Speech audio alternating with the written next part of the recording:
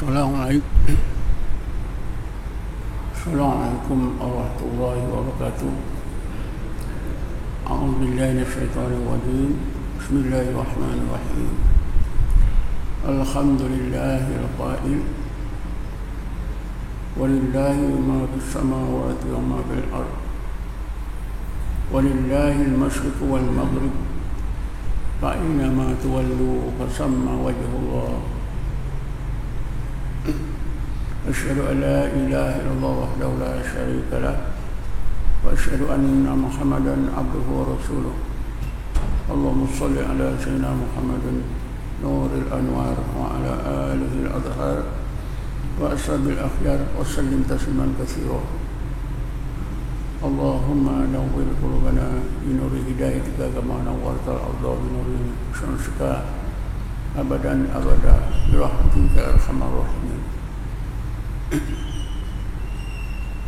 Tuan-tuan dan puan-puan yang dirahmati Allah sekalian, InsyaAllah saya akan jelaskan berkenaan dengan konsep baqa' billah. Baqa' billah ini timbul daripada hadis Nabi mengenai ihsan. Al-ihsan an ta'budallaha ka'annaka tarahu fa in lam takun tarahu fa innahu yaraka. Ihsan itu Anda beribadat kepada Allah seolah-olah Anda melihatnya. Jika Anda tidak terasa lagi seolah-olah melihatnya, Anda akan terasa Allah sentiasa melihat Anda. Hadis ihsan ini dianggap sebagai nyawa bagi agama, karena ihsan adalah menyentuh, konsep ihsan itu menyentuh aspek kerohanian, menyentuh iman, menyentuh ilmu. Karena itu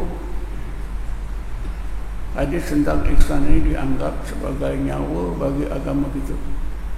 Kalau agama itu ibarat tubuh, seperti tubuh manusia, maka nyawa agama itu ialah ihsan. Islam yang rukunnya 5, iman rukunnya 6, itu ibarat tubuh. Islam dan iman akan bernyawa aktif apabila seseorang itu memahami dan menghayati ihsan. Tetapi malangnya Nabi Muhammad di akhir zaman ini tidak peduli tentang ihsan. Bukan saja orang ramai, sehingga di pusat-pusat pengajian tinggi pun tentang ihsan ini tidak dikaji, tidak dipahami, apatah lagi untuk dihayati. Bagaimanapun saya telah terangkannya. Bahkan yang pertama tentang ihsan, an ta'budallaha ka'annaka tarahu, Anda beribadat kepada Allah seolah-olah melihatnya. Ini tahap yang pertama. Pembahagian ihsan ini kepada dua, tahap yang pertama dan tahap yang terakhir yang sempurna. Ini pembahagian ini bukan saya yang buat, tapi ahli hadis. Ahli hadis membahagikan hadis tentang ihsan ini dua bahagian atau dua tahap. Dua tahap dilihat dari sudut seseorang mukmin itu, usaha seseorang mukmin itu mengenal Allah, mentaati Allah, bertakwa dan tawakal kepada Allah. Ada dua tahap. Tahap yang pertama anta'budallaha ka'annaka tarahu. Inilah tahap yang diistilahkan tahap fana. Saya telah terangkan agak saya 2 kuliah tentang fana.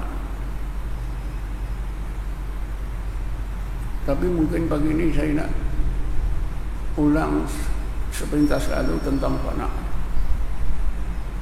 Fana itu artinya hilang, lenyap. Seseorang yang difanakan oleh Allah, yang dihilangkan oleh Allah ialah pertama pendengarannya, penglihatannya, daya dan kekuatannya, rasa wujudnya diri, ilmunya,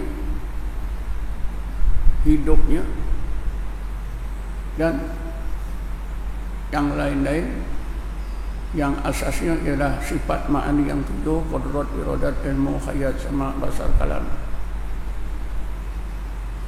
Makna dihilangkan itu, orang yang difanakan itu dia terasa tak ada itu semua. Wujud diri hilang. Bila wujud diri itu dihilangkan oleh Allah, ketika itulah orang tersebut merasa Allah saja yang wujud.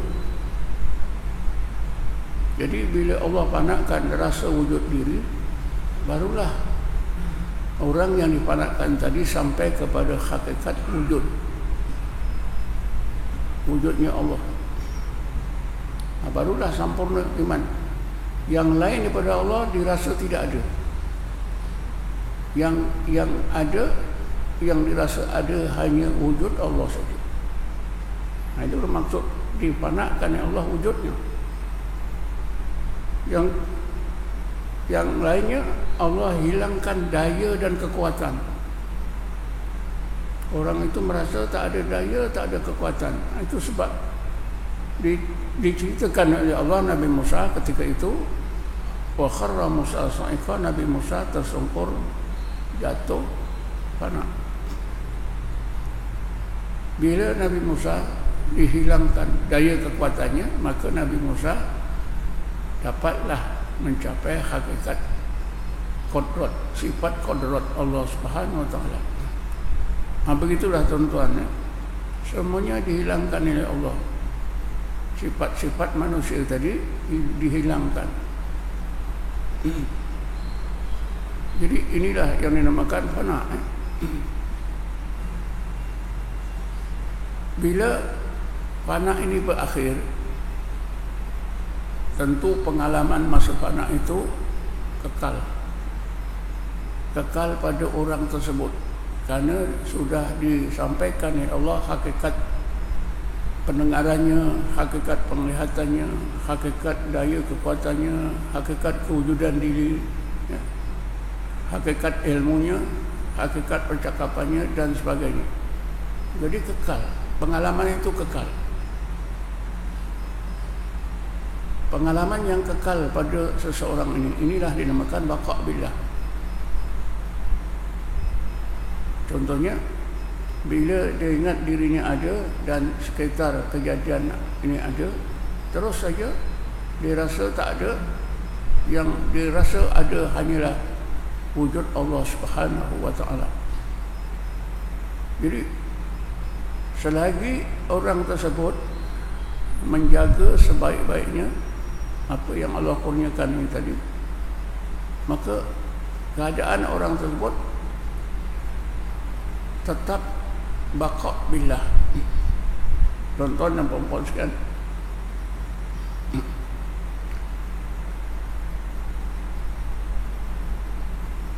di dalam ilmu tauhid kita belajar sifat 20.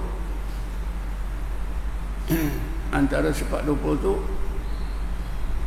ialah Allah itu wahdaniyat. Allah itu kalau di peringkat ilmu, sebelum seseorang itu dipanakkan oleh Allah, maka dalil Keesaan Allah itu ialah Qul huwallahu ahad. Ahad. Tetapi tuan-tuan, sesudah orang tersebut difanakan oleh Allah, maka dalil keesaan Allah itu tidak lagi menggunakan Qul huwallahu ahad. Itu di peringkat ilmu, di peringkat sifat. Ya. Tetapi bila orang tersebut difanakan oleh Allah, maka dalilnya ayat yang lain yang mungkin kita tak terfikir. Apa dalilnya? Dalil yang digunakan oleh ulama tasawuf ialah fa aina ma tuwallu fasamma wajhullah. Ini dalam surah Baqarah. Fa aina ma tuwallu, kemana saja kamu hadapkan pandangan mata kamu, nescaya kamu dapati, kamu rasakan wujudnya zat Allah.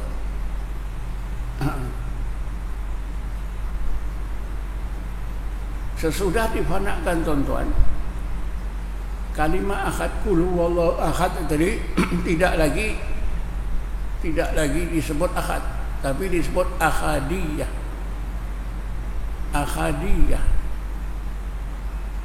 Antara ahad dengan ahadiyah ni walaupun makna macam sama, tapi berbeza.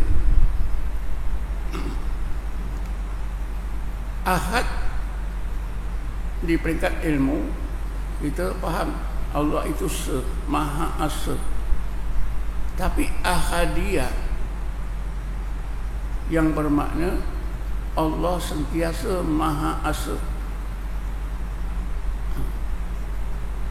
Di samping ahadiyah ni tuan-tuan, ada wahidiyah. Kerana dalam Quran selain daripada ahad, Qul huwallahu ahad, Allah ada sebut wahidul qahar, wa alif hadal, al-wahidu qahar. Apa beza antara ahad dengan wahid? Sepintas saldu, ahad se, wahid se, tapi sebenarnya ada beza. Ahad itu tuan-tuan, kalau kita sebut Allah itu ahad, kemudian timbullah ahadiyah, dan di samping itu ada Allah itu wahid, timbullah wahidiyah. Daripada ahad, ahadiyah, daripada wahid, wahidiyah. Kenapa Allah sebut ahad, kemudian ada tempat lain Allah sebut wahid? Ahad itu tuan-tuan, bila keesaan Allah itu kita lihat dari sudut setiap makhluk, satu-satu makhluk. Misalnya saya tengok katalah tiang, ya? Bila saya tengok tiang, tengok dinding, tengok apa saja kejadian kecil atau besar, maka saya rasa Allah itu sendiri. Itu yang dimakan ahad. Tapi ada satu lagi, kita memandang keesaan Allah ini, ya, wujudnya Allah itu dilihat dari seluruh kejadian alam secara kolektif. Bila keesaan Allah itu dilihat dari sudut seluruh kejadian alam secara kolektif, maka itu diistilahkan wahid. Timbullah wahidiyah. Memang susah tuan-tuan, tapi bukanlah susah sangat. Oleh kerana kita jarang didedahkan, maka kita tak faham. Kenapa sekali Allah kata Qul huwallahu ahad, lain tempat wahidul qahar. Jadi antara ahad dengan wahid itu perbezaannya ialah ahad itu bila kita ingat keesaan Allah, dibanding dengan setiap, dilihat dengan setiap kejadian. Itu dinamakan wahid. Sebab itu dalilnya fa ainama tuwallu, mana saja kamu lihat, apa saja kamu lihat, fasamma wajhullah, nascaya kamu rasa wujudnya zat Allah yang ahad, wahidiyah, ahadiyah. Tetapi apabila kita cuba mengingatkan wujudnya Allah, menerusi berbanding dengan seluruh kejadian, maka itu disebutkan wahid. Allah itu wahid. Jadi timbullah wahidiyah. Karena itu walaupun macam tak ada perbezaan antara ahad dengan wahid, antara wahidiyah dengan antara ahadiyah dengan wahidiyah, sebenarnya ada perbezaannya. Jadi tuan-tuan dan puan sekalian,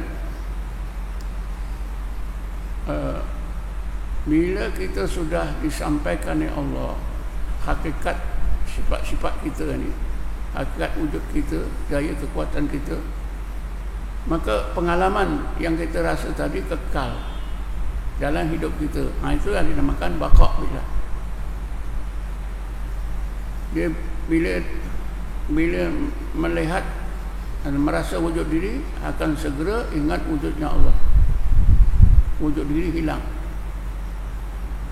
Apabila rasa ada daya kekuatan, segera dirasa hilang.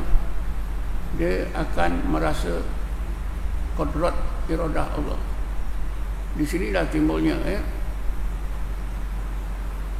pada peringkat permulaan kita rasa berkehendak, tapi bila sampai pada hakikat tadi disampaikan oleh Allah ke fana, maka kita tidak ada kehendak, bertukar kepada dikehendaki. Semasa kita sekarang macam ni, kita berkehendak, aku nak pergi masjid, aku nak sembahyang, aku nak ke sana, aku nak. Tapi bila kita difanakan sifat iradah kita, maka kita rasa kita dikehendaki oleh Allah. Bila kita rasa kita dikehendaki, tak adalah sifat iradah. Yang bersifat iradah itu Allah. Jadi yang bersifat murad iaitu Allah. Yang bersifat iradah itu Allah. Kita ini murad, dikehendaki. Antara kehendak, antara kita rasa aku ada, aku mau, dengan aku dikehendaki, tentulah berbeza. Jadi tuan-tuan, kita balik semula pada baqa' billah. Baqa' itu artinya kekal. Kekal dengan Allah. Kekal dengan Allah. Perbuatannya pun dirasa dengan qudrat iradah Allah. Itu baqa' billah. Di sinilah tuan-tuan memang sukar kalau kita fikir. Di dalam Quran Allah Ta'ala berfirman, Bismillahirrahmanirrahim, wa huwa ma'akum aynama kuntum. Allah itu serta kamu di mana-mana pun kamu berada. Ini ayat Quran. Tetapi apabila kita sampai ke tingkat baqa' billah, kita sampai baqa' billah itu, kepahaman kita wa huwa ma'akum aynama kuntum itu sudah berbeza. Kenapa? Karena kita telah disampaikan oleh Allah hakikat. Hakikat apa? Allah beserta dengan kita itu Allah sampaikan kepada hakikat, sehingga hakikat itu kekal pada kehidupan kita. Maka di sana tuan-tuan ada ungkapan, setengah ulama tasawuf kata hadis, setengah ulama tasawuf kata bukan hadis, hanya kalam atau kata-kata ulama saja. Apa dia? Mungkin tuan-tuan jarang dengar. wa huwa al-ana ala ma kana alaihi wala syai'a ma'ahu. Allah itu sekarang ini seperti dulu juga, dia tetap walaupun makhluknya ramai, wala syai'a ma'ahu, tidak ada sesuatu yang berserta dengan Allah. Ini kan nampak apa itu berlawanan. Quran menyebutkan wa huwa ma'akum aina ma kuntum. Kita mestilah beriman bahawa Allah berserta kita. Sedangkan ungkapan tadi menyebutkan Allah itu tak ada sesuatu yang serta dengan Allah. Wala syai'a ma'ahu, tak ada sesuatu makhluk yang serta dengan Allah. Tuan-tuan nampak tak bagaimana pada zahirnya berlawanan? Quran menyebutkan wa huwa ma'akum aina ma kuntum. Allah serta kamu di mana pun kamu berada. Maknanya Allah menyuruh kita supaya kita rasa Allah serta kita. Tetapi ungkapan tadi menjelaskan wala syai'a ma'ahu, tak ada sesuatu yang berserta dengan Allah. Bingunglah kita. Macam mana kita nak menyesuaikan dua antara ayat Quran dengan kata-kata orang sufi ini supaya tidak berlawanan? Sebenarnya tidak berlawanan, tuan-tuan. Kalau seseorang yang disampaikan oleh Allah ketika baqa billah, dia baru faham. Ungkapan ini tidak berlawanan. Kalau kita dengar dan kita belum disampaikan oleh Allah kepada baqa billah, belum pernah difanakkan, kita rasa berlawanan. Kerana apa? Quran kata Allah serta kita. Kalam tadi, kata-kata tadi, ungkapan tadi, wala syai'a ma'ahu, tidak ada sesuatu yang serta dengan Allah. Macam mana, tuan-tuan? Orang yang disampaikan oleh Allah ke tingkat panak, kemudian dikeluarkan daripada panak ke baqa billah, orang tersebut dia dapat membezakan, dapat memahami. Apa kepahamannya? Yang pertama, tuan-tuan, wa huwa ma'akum aina ma kuntum. Allah itu serta kamu di mana-mana pun kamu berada.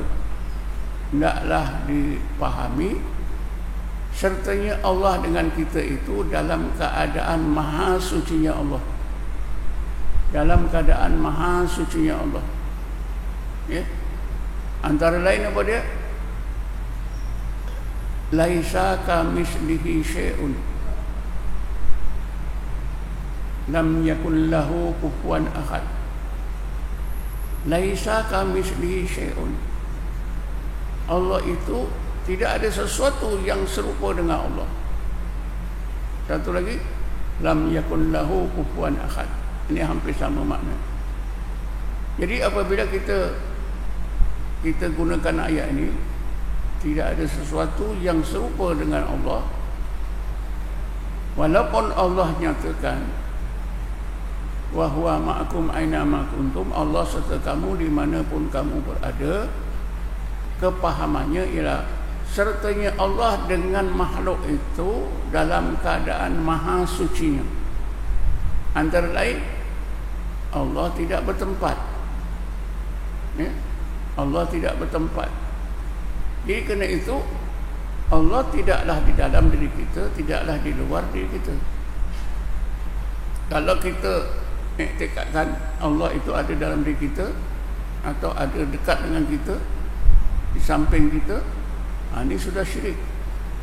Sebab itu wa huwa ma'akum aina ma kuntum itu hendaklah dipahami bahawa sertanya Allah dengan makhluk itu dalam keadaan maha sucinya, berdasarkan kepada ayat Quran, laisa kamislihi syai'un. Kalau saya ni, kita ni dalam masjid ini sertanya Allah dengan kita bukan macam itu. Sebab apa? Allah tidak bertempat, kita bertempat. Sebab itulah sertanya Allah dengan kita itu dalam keadaan maha suci, tak boleh nak dirupa, tak boleh nak digambar-gambarkan. Di luar ke di dalam ke, jauh dekat itu bukan diukur dengan jarak. Tentulah Allah berserta dengan kita, dengan makhluk, karena dia tak bertempat, makhluk bertempat. Tentulah serta, tentulah hampir, hampir. Bismillahirrahmanirrahim.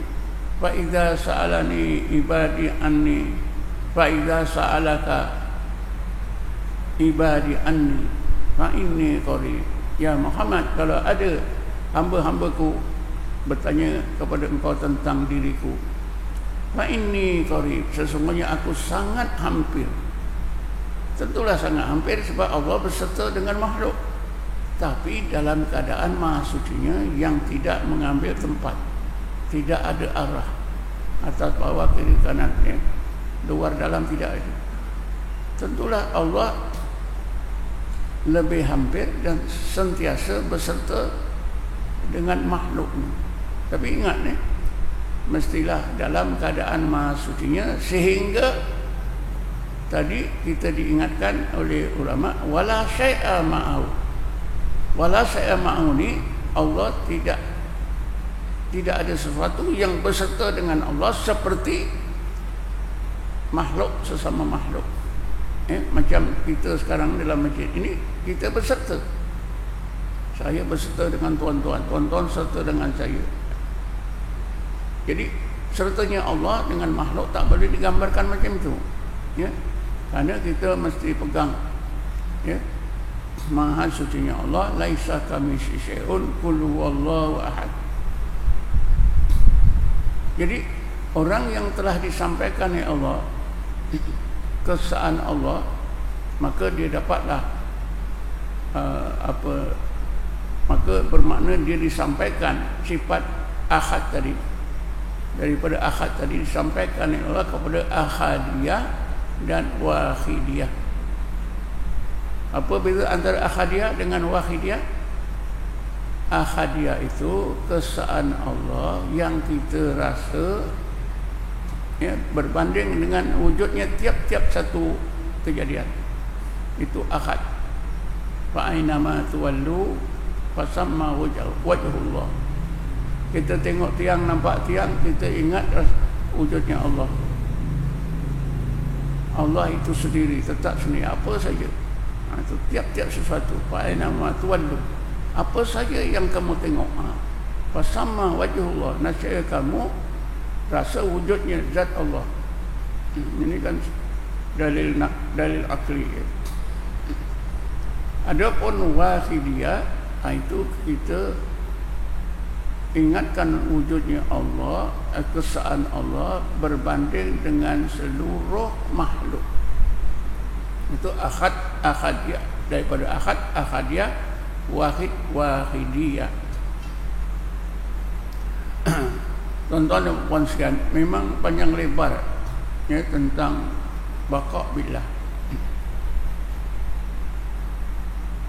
Kita ambil satu lagi, perbuatan. Itu tadi sifat wujud kita. Dan dalam ilmu tauhid, kita diberi bekalan ilmu, perbezaan antara wujud Allah dengan wujud makhluk. Wujud Allah itu wajibal wujud, wujud makhluk itu mungkinal wujud. Itu juga kita boleh kita gunakan untuk mencerahkan kepahaman kita. Tentulah antara wajibal wujud dengan mungkinal wujud tak sama. Karena mungkinal wujud itu dijadikan oleh Allah yang wajibal wujud. Timbullah keterangan dalam ilmu tauhid, wujud makhluk itu seperti bayang-bayang, macam ada, macam tak ada. Dulu masa belajar sekolah agama susah juga. Kita lawan-lawan cakap cikgu, macam mana cikgu, macam ada, macam tak ada. cikgu pun tak berapa faham. Macam bayang-bayang, macam ada bayang-bayang itu di atas air dalam sungai, macam ada hitam di situ, tapi macam tak ada. Apabila sampan lalu situ tak sangkut pun, macam ada, macam tak ada. Tetapi tuan-tuan, apabila seseorang itu dipanakkan oleh Allah macam Nabi Musa, betul tak?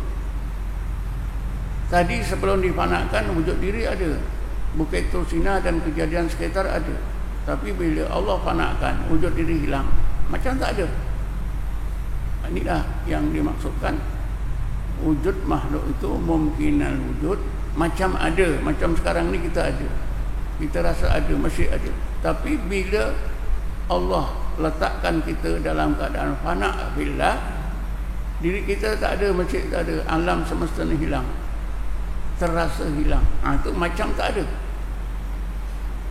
Itulah hakikat wujudnya makhluk. Tetapi wujud Allah itu wajibal wujud, dia tetap ada. Sehingga ulama ilmu tauhid membantu kita untuk memudahkan kepahaman kita. Jadi wujudnya Allah itu muksir, wujudnya makhluk itu asar. Istilah yang memberi kesan dan kesan. Allah itu muksir, yang memberi kesan. Makhluk itu asar, kesan.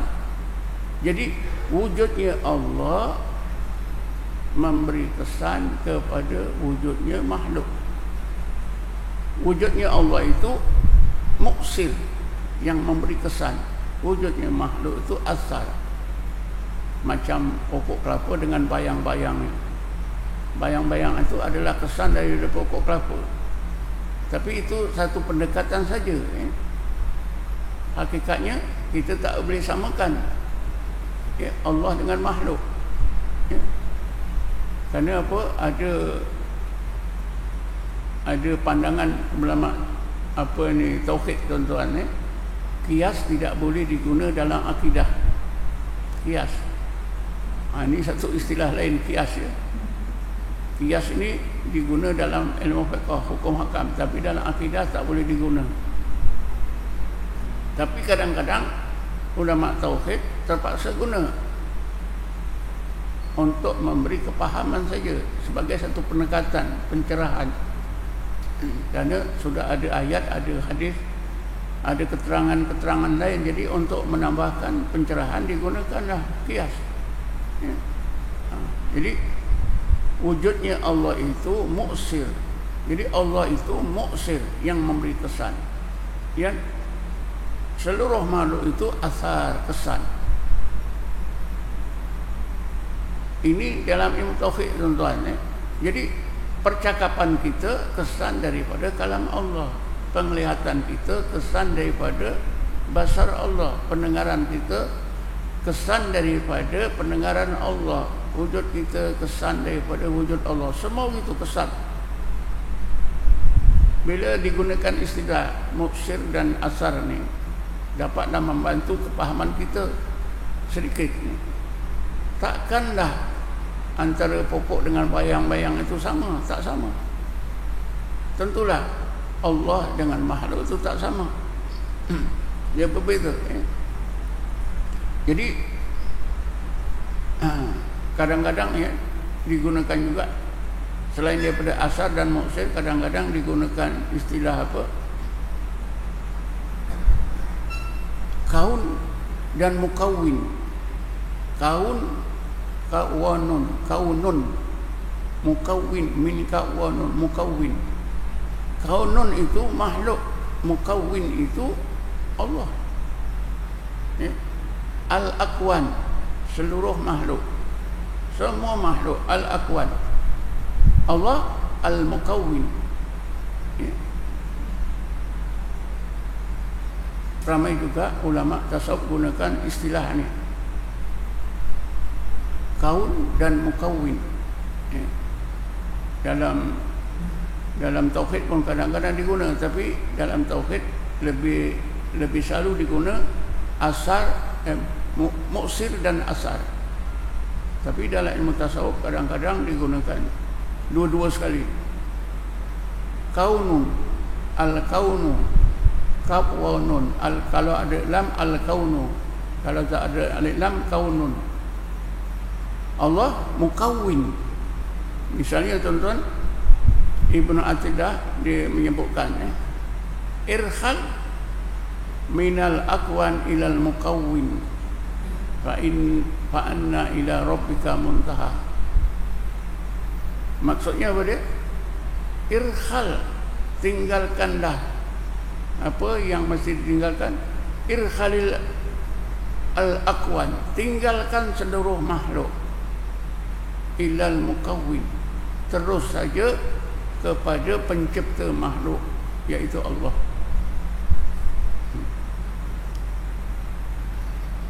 Tetapi dalam hidup kita ni tuan-tuan, yang kita rasa ialah makhluk asal. Muksir kita tak rasa, kita tak sedar. Kerana apa? Maha sucinya wujudnya zat Allah, yang tidak ada sesuatu yang serupa dengannya. Sehingga Allah itu sebenar-benarnya pada asalnya tak boleh dikenal. Makhluk tak boleh kenal asal-asalnya. Ada apa itu hadis kursi, ya? Tapi hadis ini pun dipetikai. Ini dalam ilmu tasawuf diguna, ya? Hadis kursi ini menyebutkan begini: kuntu kanzan mahfiyan fa akhbabtu an u'rifah an u'rafa fa khalaqtu khalqa wa bihi ya'rifuni. Kuntu kanzan mahfiyan. Ini Allah, ini hadis kursi, ya.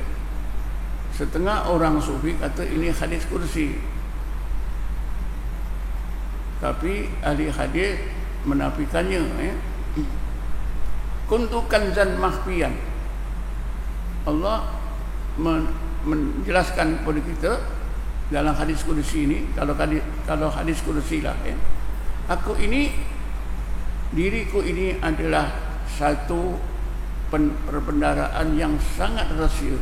Makna zat Allah itu tak boleh dikenal. Allah itu tak boleh dikenal asal-asalnya. Makhluk tak boleh mengenal Allah. Ini asal-asalnya. Fa akhbabtu an u'rafa, tapi aku suka dikenal.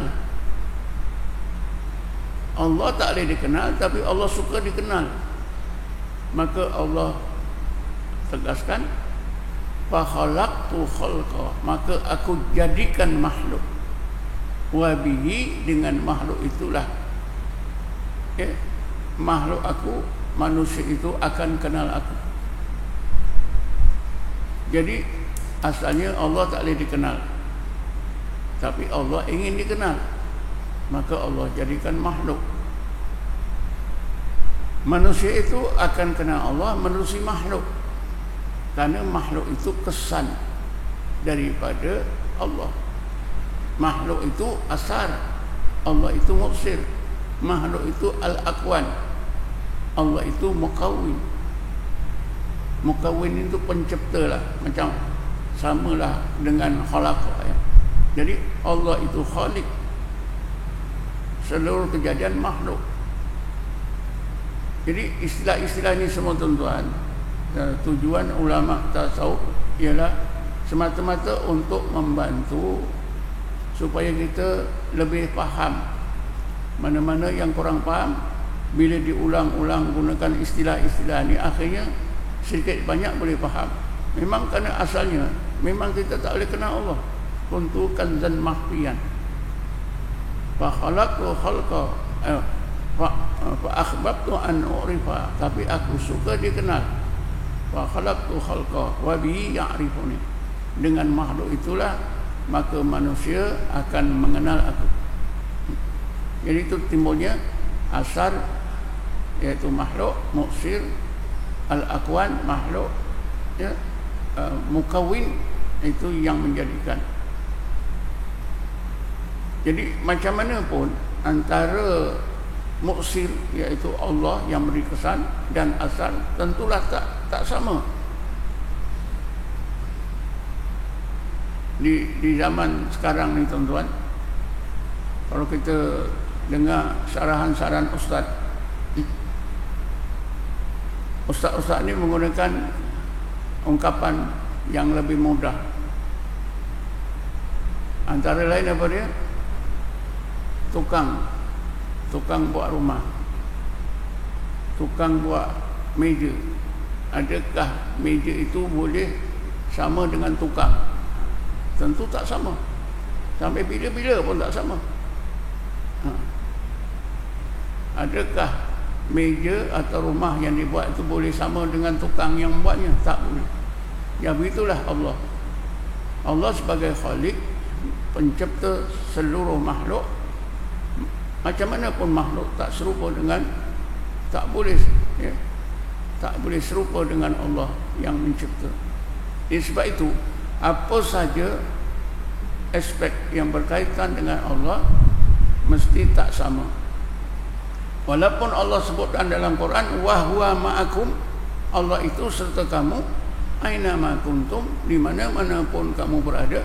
Kita tak boleh rasa Allah ada di dalam diri kita. Sebab itu kita boleh melihat, kita boleh mendengar, kita boleh bercakap, kita ada daya kekuatan kerana Allah ada dalam diri kita. Tak boleh. Itu jadi zindik, ya.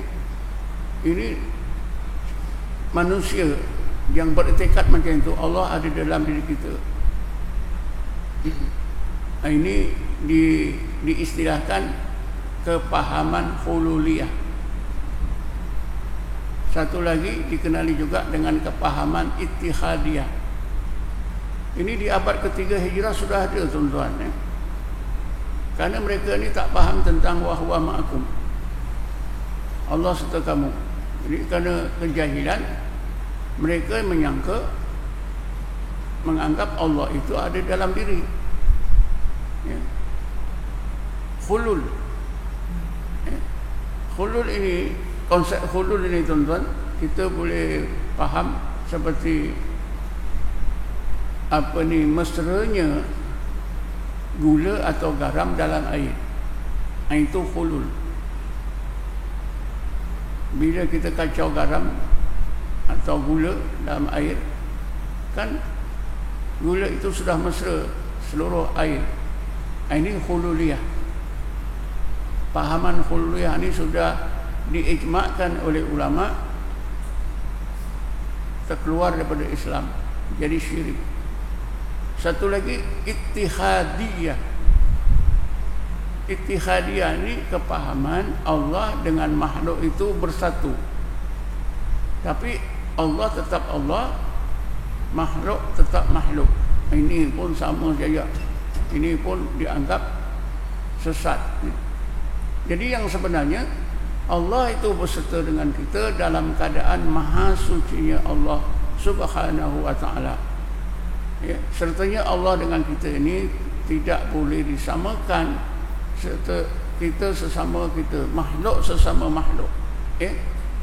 Tidak boleh digambarkan. Itulah menimbulkan ungkapan tadi, wa huwal an wa huwal al'ana ala ma kana alaihi wa la syai'a ma'ahu. Allah itu sekarang ini seperti dulu juga sebelum Allah mencipta makhluk. Allah itu tetap wa la syai'a ma'ahu, tidak ada sesuatu yang berserta dengannya. Maknanya tak ada makhluk yang berserta dengan Allah.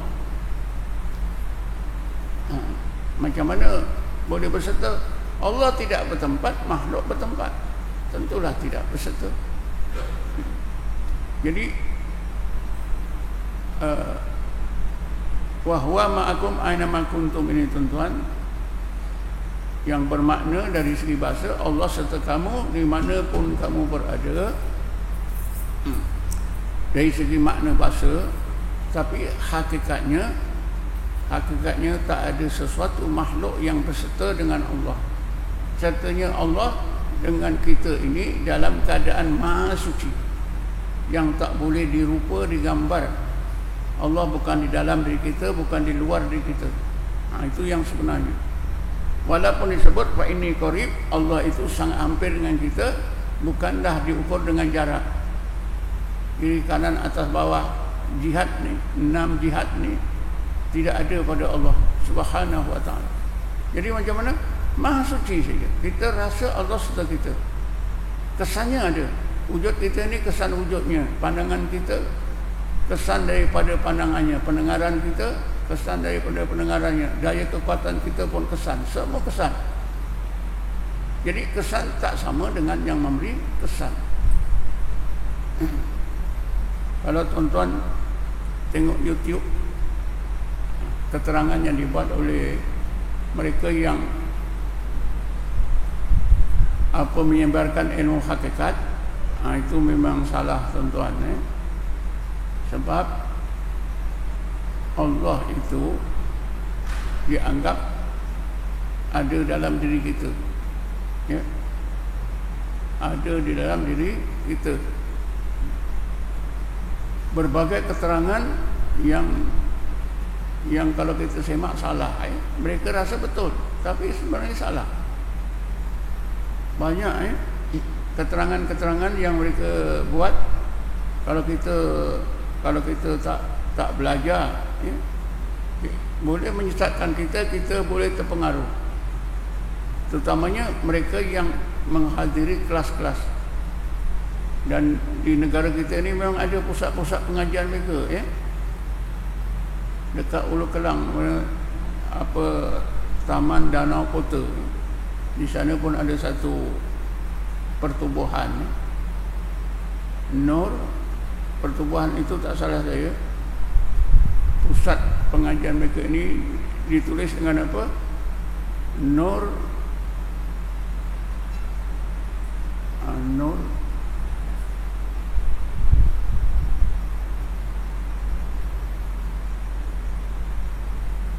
saya lupa, tapi Nur Ma'rifah, Nur Hakikat Ma'rifah, tulis besar di atas satu bangunan. Tenaga pengajarannya ustaz yang mengajar situ tu bukan orang sini, jadi orang seberang, ya. Mereka ini percaya dengan konsep Nur Muhammad yang salah. Nur Muhammad ni memang ada dalam Quran, tetapi apa yang mereka pelajari tanpa dalil, sebab itu jadi sesat. Karena saya dapati, bila mereka belajar Nur Muhammad ni, akhirnya kesimpulannya yang terakhir apa dia? Allah dan Muhammad itu dua nama yang berbeza tapi satu hakikat. Cuba tuan-tuan fikir, Allah dan Muhammad dua nama yang berbeza tapi satu hakikat. Betul tak? Tentulah salah. Inilah yang dipegang oleh pahaman orang yang belajar ilmu hakikat. Siapa yang tidak ada asas memang boleh terpengaruh. Kemudian antara lain lagi, siapa yang tidak kenal Nur Muhammad, imannya tak sempurna. Saya belajar tauhid sejak sekolah rendah, baca berpuluh-puluh kitab.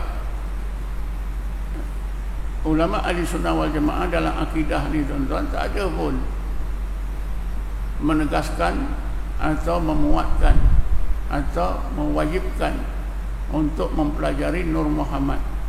Nur Muhammad memang ada, ya, tapi tidak dijadikan asas dalam akidah kita.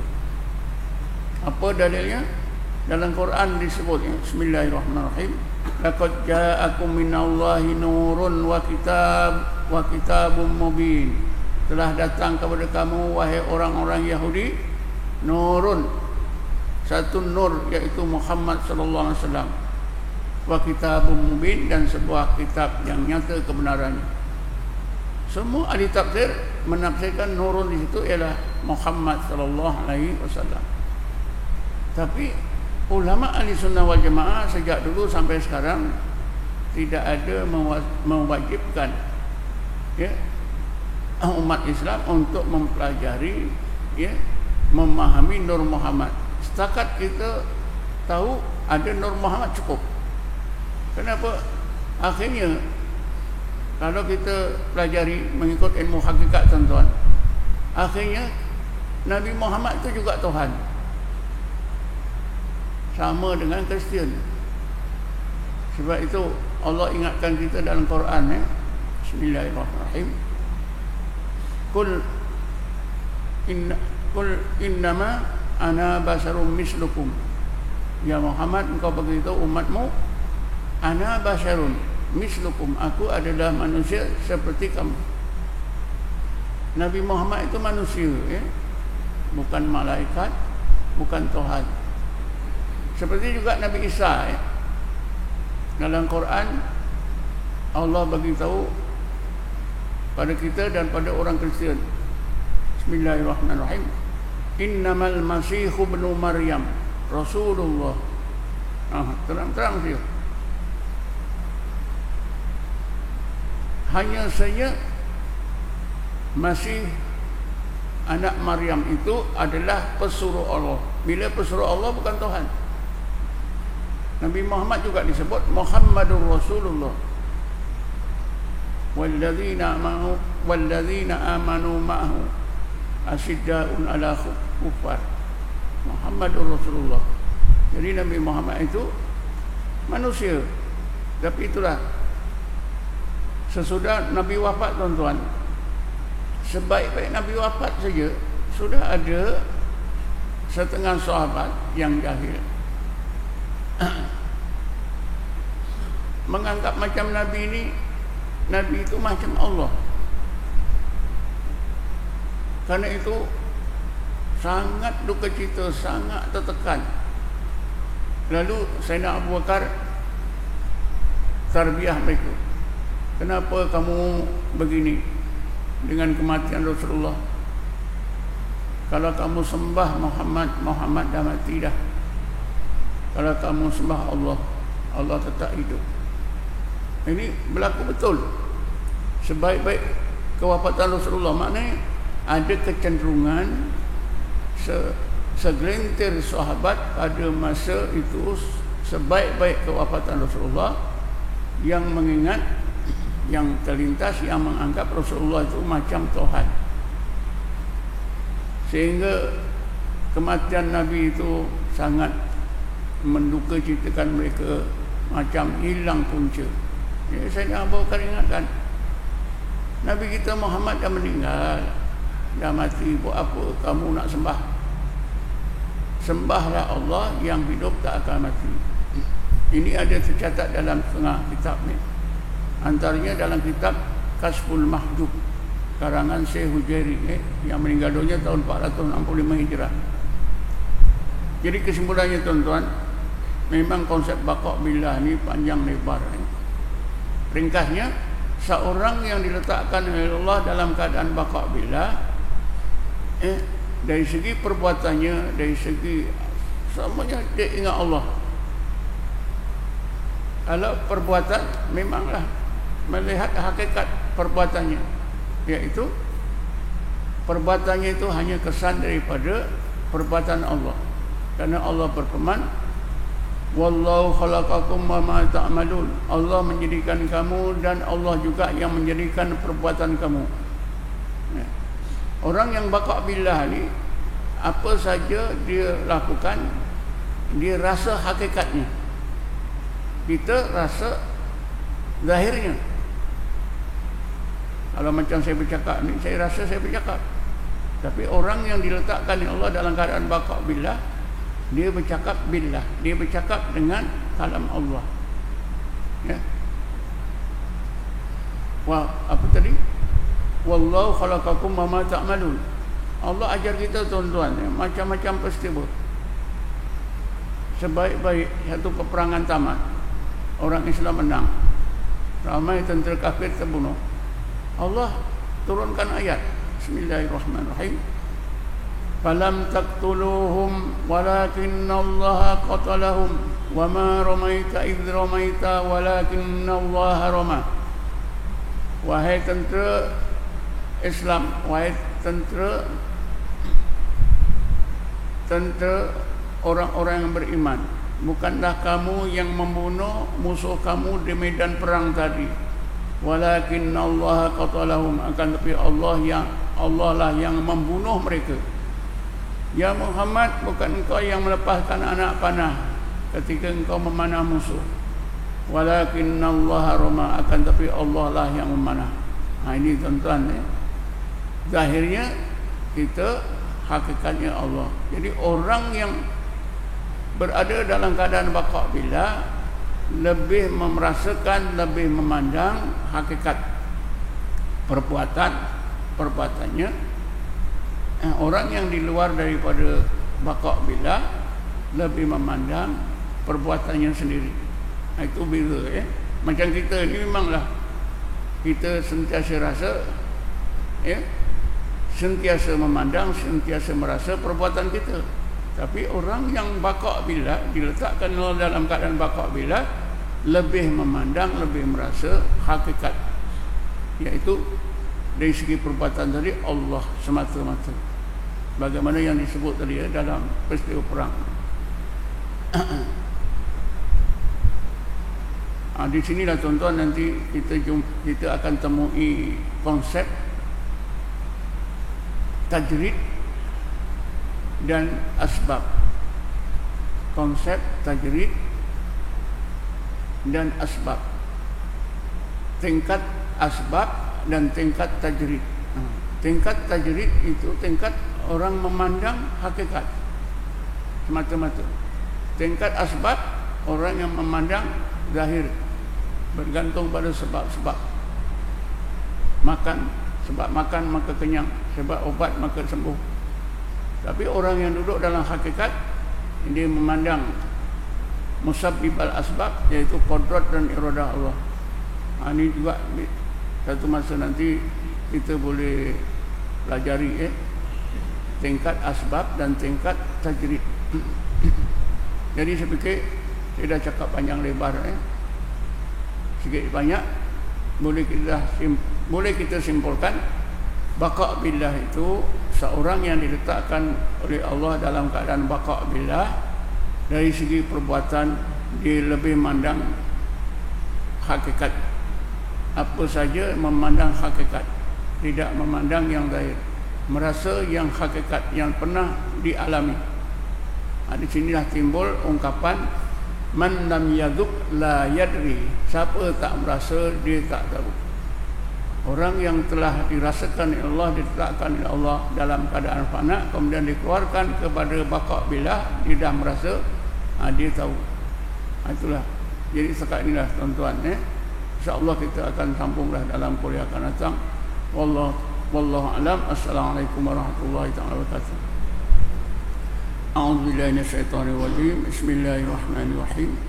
Wassalatu wassalamu ala asyrafil anbiya'i wal mursalin sayyidina Muhammadin wa ala alihi washabbihi ajma'in.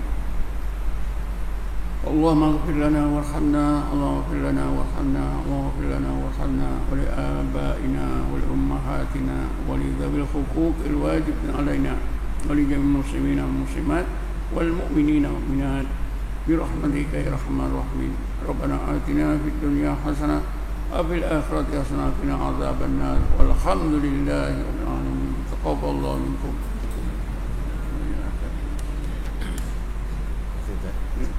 Malam tadi lagi datang Isyak. Lagi nampak. Okey. Alhamdulillah.